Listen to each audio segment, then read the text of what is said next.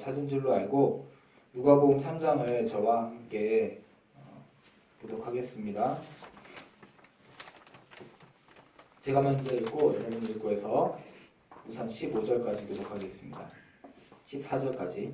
디베료 황제가 통치한 지 15해 곧 본디오 빌라도가 유대의 총독으로 헤롯이 갈릴리의 분봉왕으로 그 동생 빌립이 이드루와 드라고니 지방의 분봉왕으로 루사니아가 아벨레네의 분봉왕으로 만났어. 가바냐 세상으로 있을 때 하나님의 말씀이 빈들네스 사가랴의 아들 요한에게 임한지라. 요한이 요단강 부근 각처에 와서 죄사함을 받게 하는 회개의 세례를 전파하니 선지자 이사야에서 외치는 자의 소리가 있어 이르되 너희는 주의 길을 준비하라 그 오실 길을 걷게 하라. 모든 골짜기가 메어지고 모든 산과 작은 산이 낮아지고 굽은 것이 곧아지고 험한 길이 평탄하여질 것이요 모든 육체가 하나님의 무언하심을 보리라 함과 같으니라. 요한이 세례받으러 나오는 무리에게 이르되 독사의 자식들아 누가 너희에게 일러 장차 올 진노를 피하라 하더냐. 그러므로 회개해야 합당한 열매를 맺고 속으로 아브라함이 우리 조상이라 말하지 말라. 내가 너희에게 이르노니 하나님이 너희 이 돌들로부터 아브라함의 자손이 되게 하시리라. 이미 도끼가 나무 뿌리에 놓였으니 좋은 열매 맺지 아니하는 나무마다 찍혀 불에 던져지리라.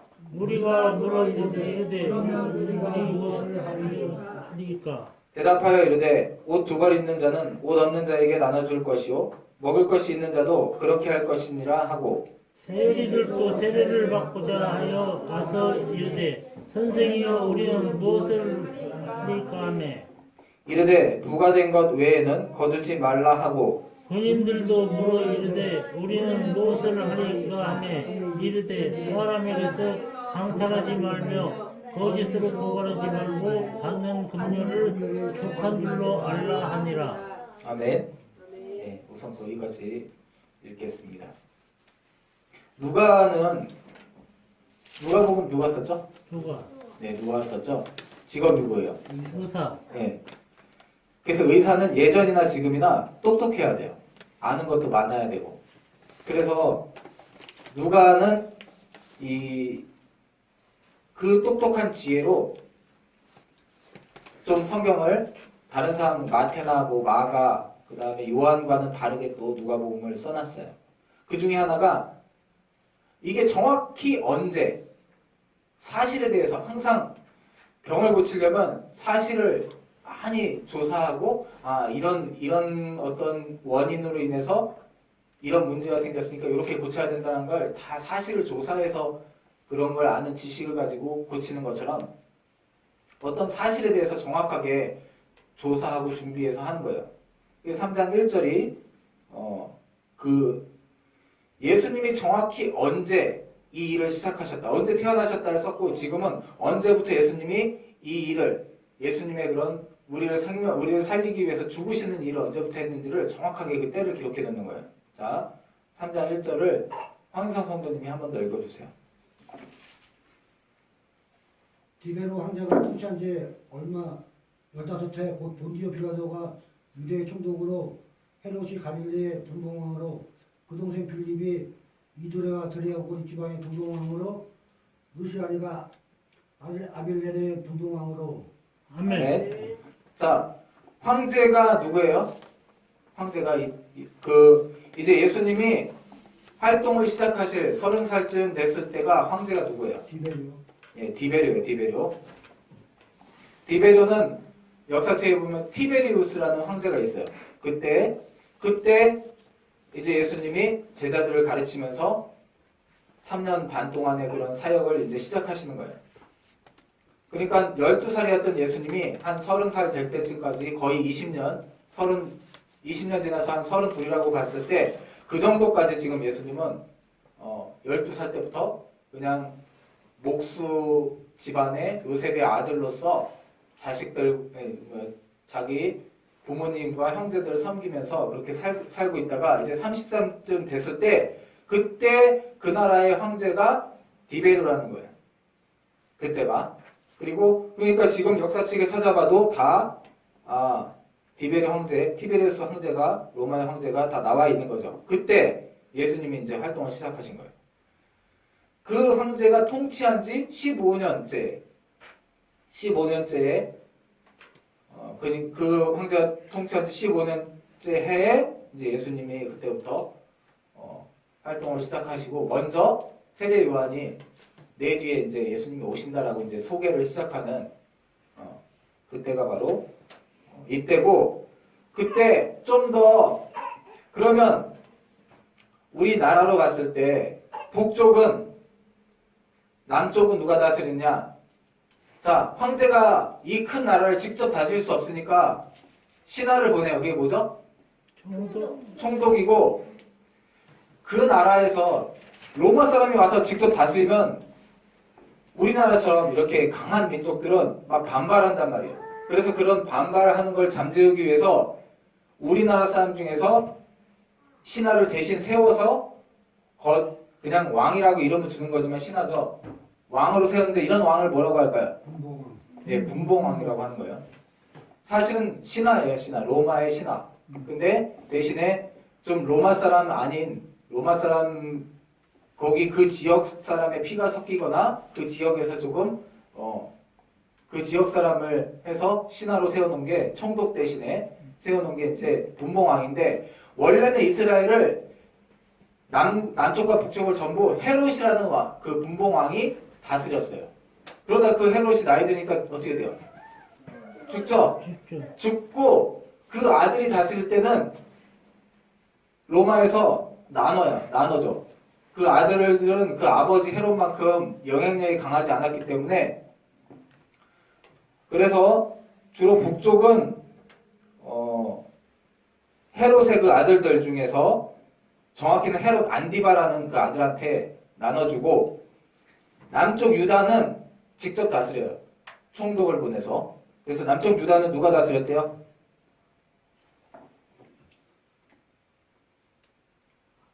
자, 유대 총독이 누구예요? 빌라도. 네, 빌라도예요. 본디오 빌라도가 이 예루살렘이랑 이쪽에 있는 남쪽 유대를 다스렸고 유다라고도 하죠.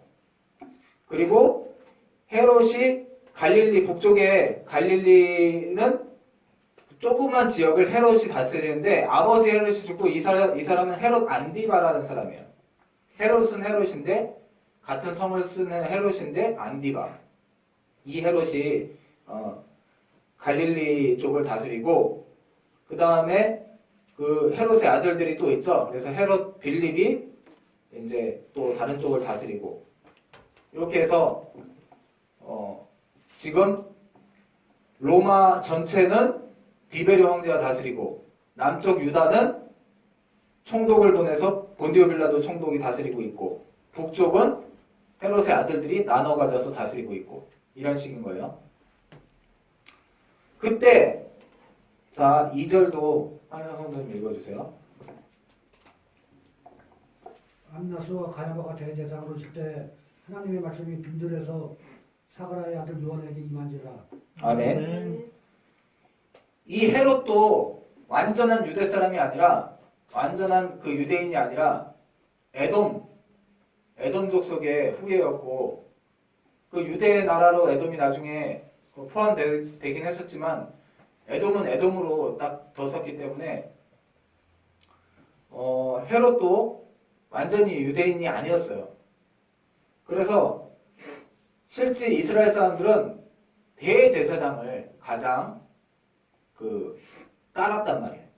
자기의 나라의 실제 통치자로서는 이때는 대제사장을 따랐어요. 대제사장이 그래서 중요한 거예요. 대제사장이 그래서 로마가 총독으로 있지만 그 총독 바로 밑에 이스라엘 사람 중에 제일 높은 사람 누구예요? 대제사장이고 거기서 의회를 구성하는데 그걸 뭐라고 불러요? 그걸 공회라고 하잖아요. 공회. 성경에는 공회라고 하는 게 그게 의회예요. 국회의회. 거기는 그 공회는 이제 이스라엘 사람들 중에서 제일 높은 그런 다스리는 기관이 공회예요. 그 공회의 의장이 바로 대제사장인 거죠. 근데 대제사장은 원래 한 명만 나오고 그 한 명이 죽었을 때 바뀌는 거예요. 이게 이스라엘의 옛날부터의 그 법이에요. 자, 제사장 누구였어요? 시작할 게 모세의 형 누구였죠? 아론부터 해서 그 아론의 후예 중에서 제사장들이 나오고 그 해 그 제사장 중에서 대표로 대제사장이 있는 건데 이 대제사장이 한번 되면 그 대제사장은 죽어야지 그 다음에 이제 그 아들이 대를 잇고 해서 이런 식으로 됐었는데 근데 이 시대가 무슨 시대예요? 로마 시대. 로마 시대니까 로마 황제가 대제사장을 죽지도 않았는데 바꾸는 거야 마음대로. 로마 황제가 대제사장도 임명하는 거예요. 신하처럼 자기 신하처럼. 그래서 대제사장이 지금 몇 명 있어요? 2절에 2명? 안나스와 가야바. 2절에 보면 안나스와 가야바 몇 명이에요? 원래 몇 명이어야 돼요? 한 명이어야 돼. 한 명이어야 되는데 지금 로마에서 막 제사장을 뭐 1년 하다가도 바꿔버리고 하니까 대제사장이 여러 명이 있어요. 여러 명. 근데 그 중에서 여기는 유명한 대제사장만 2명을 써놓은 거예요. 안나스와 가야바가 대제사장으로 있을 때. 원래 안나스가 대제사장이었는데 로마 사람들이 막 바꿔버린 사람은 여기 안 넣어놓은 거예요. 로마 사람들이 바꿔버린 제사장은 안 넣어놓고 그 다음에 안나스의 대를 이어서 그 사위인 가야바가 대제사장이 됐는데 그 2사람만 지금 기록을 해놓은 거예요. 이 외에도 로마에서 세우는 제사장들이 제사장 하다가 몇 년 하다가 잘리고 이런 제사장이 많이 있는데 그 사람들은 그냥 이스라엘 사람들이 안 쓴 거고 거기에 그래서 이스라엘 사람들이 좋아하는 대제사장만 원래 한 명이어야 되는데 그것도 2명을 지금 써놓은 거예요. 안나스와 가야바. 이때 자 이런 사람들이 있을 때 정확히 언제인지가 정확하잖아요. 그때 예수님이 이제 활동을 시작하시기 직전에 예수님보다 6개월 먼저 태어난 누구죠? 세례 요한이 사가랴의 아들 요한. 사가랴의 아들 요한이 세례 요한이에요. 요한이라는 이름이 흔해요, 안 흔해요? 네. 흔하기 때문에 지금 아버지 이름을 붙인 거예요. 사가랴의 아들 요한. 사가랴. 네. 제사장의 후예였던 사가랴. 그리고 다시 오리라고 성경에 예언했던 그 요한이 또 나기도 전에 이름을 알려줬던 그 요한이 이제 성령이 이때 임하는 거예요. 예수님은 이미 12살 때 예수님은 성령이 계속 함께하고 있는 거죠. 예수님이 이미 12살 때 자기 사역을 자기가 뭘 해야 되는지를 다 알고 계셨고 자기가 누구이며 아버지가 하나님이라는 걸 다 알고 있었어요. 그러나 지금 이 요한은 지금 이제 사역을 할 때가 된 30살 정도 30살쯤 됐을 때 이제 성령이 요한에게 임한 거예요. 그래서 빈들에서 활동을 시작합니다.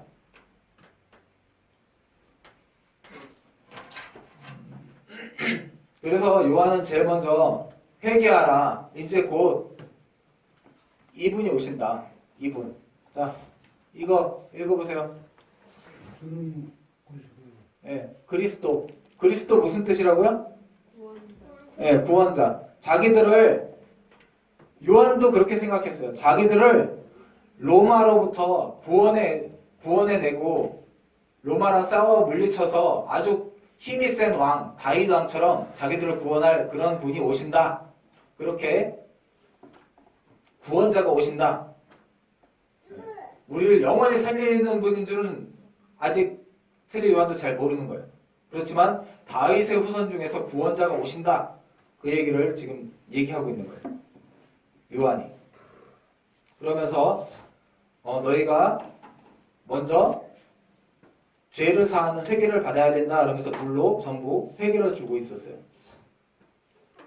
이미 이런 일들이 있을 것을 성경은 이사야서에 써놨어요. 4절에 보면 이사야 책에 이 얘기를 써놨어요. 이사야 40장 3절에서 5절 말씀을 보면 여기 4장 아니 4절에 나와 있는 얘기를 그대로 써놨어요. 자, 4절 이거는 평강이가 읽어줄래? 선지자 이사야의 책에 쓴 바 광야에서 외치는 자의 소리가 있어 이르되 너희는 주의 길을 준비하라 그의 오실 길을 굳게 하라. 아멘. 아멘. 그 다음 5절, 6절까지. 모든 골짜기가 메워지고 모든 산과 작은 산이 낮아지고 굽은 것이 곧아지고 험한 길이 평탄하여질 것이요 모든 육체가 하나님의 구원하심을 보리라 함과 같으니라. 아멘. 아멘. 그래서 이렇게 모든 골짜기가 메워지고 모든 산과 왕이 올 때는 길을 평평하게 하는 것처럼 이렇게 왕이 오시고 그 다음에 모든 사람을 구원할 자가 오시는데 자기는 4절에서처럼 광야에서 외치는 소리가 있어서 이르되 너희는 주의 길을 준비하라 그의 오실 길을 곧게 하라. 자기는 이 역할을 한다는 거예요. 미리 뒤에 내 뒤에 왕이 오신다. 그 길을 준비하고 그걸 알리는 역할을 지금 요한에게 맡기신 거예요. 그 얘기를 하고 있고 그러면서 요한에게 이제 바리새인들도 그 당시에 하나님을 잘 믿는다는 사람들도 요한을 찾아왔어요. 근데 겉으로는 하나님을 잘 믿지만 실제로는 하나님 없이 살아가는 거예요. 겉으로는 하나님을 잘 믿는 것 같이 보이지만 그게 어떤 사람들이냐면 다른 사람에게 자기의 것을 나눠주지 않는 사람, 자기만 아는 사람, 그리고 자기 자리를 이용해서 자기 자리가 높은 자리거나 힘 있는 자리면 약한 사람들을 누르고 돈을 뜯어가는 사람들.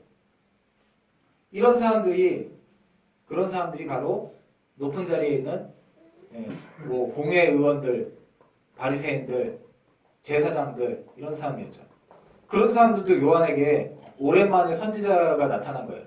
거의 선지자가 한동안 없었는데 선지자 어디 빈들에서 이상한 사람이 하나 예수님의 선지자라고 하나님의 선지자라고 나타나서 자기들도 하나님 믿는 사람이니까 가서 그 선지자를 한번 만나봐야 되겠다 그러고 세례받으러 왔단 말이에요. 그때 요한이 그런 거짓된 사람들에게 말하는 거예요. 이 독사의 자식들아, 제일 안 좋은 말이죠. 욕을 하는 거예요. 이 나쁜 놈들아 그러는 거죠. 이 독사의 자식들아, 누가 너희에게 구원받으라고 하느냐? 너희는 안 된다. 지금 이런 식으로 얘기를 하고 있는 거예요. 그러면서도 그 자리에 나온 사람들한테는 세례도 주고 하는 거죠. 8절은 히라이가 읽어주세요. 그러므로 핵에 합당한 열매를 맺고 속으로 아브라함이 우리 조상이라 말하지 말라. 내가 너희에게 이르노니 하나님이 능히 이 돌들로도 아브라함의 자손이 되게 하시리라. 아멘. 우리가 새해가 돼서 여러분이 뭐에 대해서 감사했는지 모르지만 우리가 가장 감사해야 되는 것은 누구에게나 똑같이 다 시간이 주어진 거예요. 다시 새해라는 2021년이라는 시간이 누구에게나 주어진 거예요. 기회가 다시 있는 거예요. 살아있다는 거. 그거 자체가 하나님께서 가장 좋은 것을 주신 건데 우리가 언제 죽을지 알 수 없는 존재들이에요. 그런데 하나님께서 이렇게 또 감사하게 시간을 주셨어요. 근데 그 시간 동안에 우리에게 열매가 보여지지 않으면 어디 지난번에 우리도 조그만 밭에다 심어놓은 열매가 있는데 나무가 있고 뭐 사과나무가 있고 복숭아나무가 있는데 벌레들이 먹어가지고 밀이 다 떨어지고 해서 거의 열매를 지금 2년 3년째 이제 올해까지면 3년째인데 못 봤단 말이에요. 우리가 열매를 먹은 것도 있지만 먹지 못했어요. 그럼 이번에는 저는 그런 생각을 갖고 있어요. 이번에는 좀 그런 거 병충해 없게 하기 위해서 뭔가 좀 약도 좀 뿌려주고 해서 열매가 잘 맺혀지게 해야 되겠다. 근데 그렇게 했는데도 만약에 열매가 안 맺혀지면 어떤 생각을 갖고 있을까요? 잘라버릴 생각을 갖고 있어요. 하나님도 마찬가지예요. 하나님도 우리에게 시간을 주고 기회를 주는데 우리가 그 살아있는 동안에 우리가 죽기 전까지 하나님을 알아서 영생이라는 열매를 맺혀야 되는데 그 열매를 맺히지 못하면 때가 있어요. 죽음이라는 때가, 잘라지는 때가 있는 거예요. 그 때가 사람마다 언제 올지는 모릅니다. 다릅니다. 그 때가 오기 전에 열매가 맺혀져 있어야 돼요. 9절, 9절은 은총이가 읽어주세요. 이미 도끼가 나무 뿌리에 놓쳤으니 좋은 열매 맺지 아니하는 나무마다 찍혀 불에 던져지리라. 아멘. 자, 뭐가 좋은 열매냐? 뭐가 열매냐? 열매가 보여져야지. 우리 삶 가운데 열매가 보여져야 하나님께서 우리를 영원한 생명으로 인도하시고 지옥에 들어가지 않게 하시는데, 그럼 뭐가 열매냐? 자, 그래서 사람들도 물어보는 거죠. 우리가 뭘 해야 됩니까? 그랬더니 그 사가랴의 아들 세례 요한을 통해서 하나님께서 대답하세요. 자, 11절 이주연 성도님 읽어주세요. 대답하여 이르되 옷 두 벌 있는 자는 옷 없는 자에게 나눠줄 것이요 먹을 것이 있는 자도 그렇게 할 것이니라 하고. 아멘. 우리가 가난한 사람, 저처럼 가난한 사람도 저는 사실 부자예요. 저는 부자라고 생각해요. 근데 사람들이 보면 가난한 사람이죠. 가난한 사람도 나눠주기가 힘들어요. 없어. 나도 없어. 나도 2개밖에 안 돼. 이거 하나 주면 내일 나는 뭐 먹지 하고 걱정이 된단 말이에요. 그래도 오늘 먹을 게 나한테 2개 있다면, 그래서 오늘 하나 먹고 내일 하나 먹을 게 있다면, 그러면 내일 어떻게 될지 모르지만 하나 있는 걸 나눠주는 거. 이게 하나님 뜻이고, 하나님을 정말 믿으면 이게 가능해요. 이렇게 할 수 있어요. 하나님을 믿지 않으면 이거 뭘 믿어? 이거 있는 걸 믿어야지. 갖고 있는 걸 믿어야지. 나눠줄 줄 모르는 사람은 확실하게 하나님을 믿지 않는 사람입니다. 하나님을 믿는다고 하면서 나눠주지 않았던 게 바로 바리새인들이에요. 여기 독사의 자식들이라고 했던 사람이에요.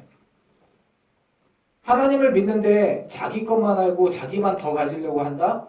그건 하나님을 아직 모르고 있고 안 믿고 있는 거예요. 암만 기독교인이어도. 기독교인이 세상 사람이랑 똑같이 돈을 추구하며 살고 있는 사람이 너무 많아요. 이거 전부 독사의 자식들이라고 할 것이고, 세상 사람도 마찬가지예요. 세상 사람도 정말 하나님이 기뻐하는 사람이 되고 하나님의 그런 택하심을 받으려면 뭔가 이런 마음이 있어야 돼요. 자기 것을 나눠주기 위해서 돈을 벌어야 돼요. 돈을 벌어도 그 번 것을 가지고 나눠주기 위해서, 잘 나눠주기 위해서 벌어야 되는데, 그렇지 않게 자기 배만 키우는 그런 악한 사람들이 많아요. 하나님께서 기뻐하지 않으시죠. 나라를 다스리는 대통령도 마찬가지예요. 정말 가난한 사람들, 국민들을 정말 국민들을 위하고 그런 마음으로 가난한 사람들이 없어지도록 하기 위해서 최선을 다해서 잘 나눌 수 있는 그런 사람이 대통령을 해야 돼요. 근데 당이 어느 당이든지 간에 왕이든 대통령이든 간에 백성을 다스리고 국민들을 다스리는데 자꾸 가난한 사람이 늘어나고 부자들만 더 부자 된다? 그건 전부 다 잘못하는 거예요. 하나님이 기뻐하지 않는 거예요. 이런 사람들은, 이런 대통령들은 하나님께서 반드시 잘라내십니다. 도끼가 나무 뿌리에 열매를 맺지 않아서 나무 뿌리에 놓인 것처럼 대통령으로부터 일반 이런 서민에 이르기까지 똑같아요. 자기가 가지려고 하는 이유가 뭔가, 다른 사람들에게도 나눠줄 수 있는 그런 마음이 있어야 돼요. 그게 우리의 열매입니다. 그런 열매가 있기를 소망합니다. 12절도 12절은 황희성 성도님 읽어주세요.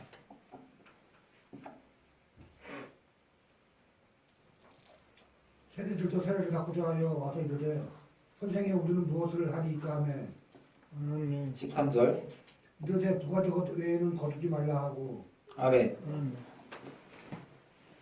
세리는 공무원으로 볼 수도 있고 돈을 많이 그때도 돈을 다루는 사람이기 때문에 돈을 많이 버는 사람들이에요.